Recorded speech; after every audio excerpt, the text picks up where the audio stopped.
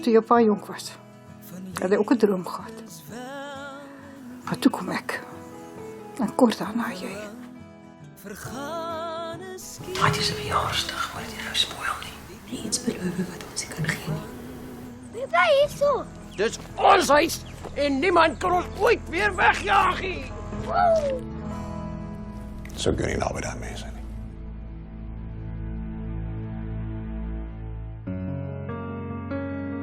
A funny man found Daddy. Who's it? He says he's my grandfather.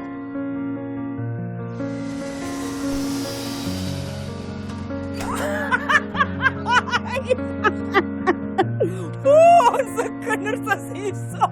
Gaan met haar.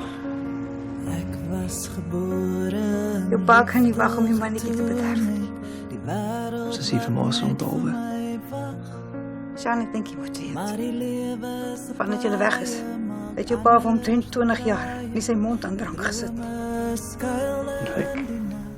Alles. Dit het omtrent al jou pa se spaargeld gekos om weer so 'n Volvo te koop.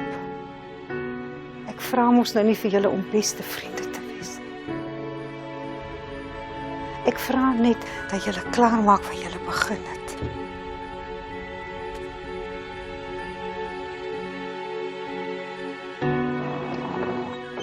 As pa 'n druppel drank raak.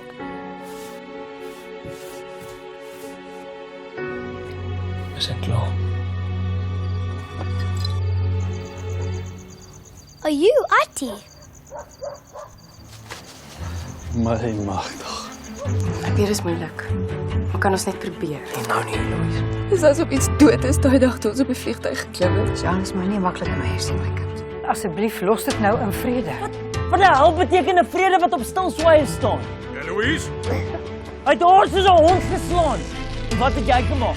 Maak reg met jou vrou. Vertel haar, dammit man. Vertel my wat? Los dit, Eddie.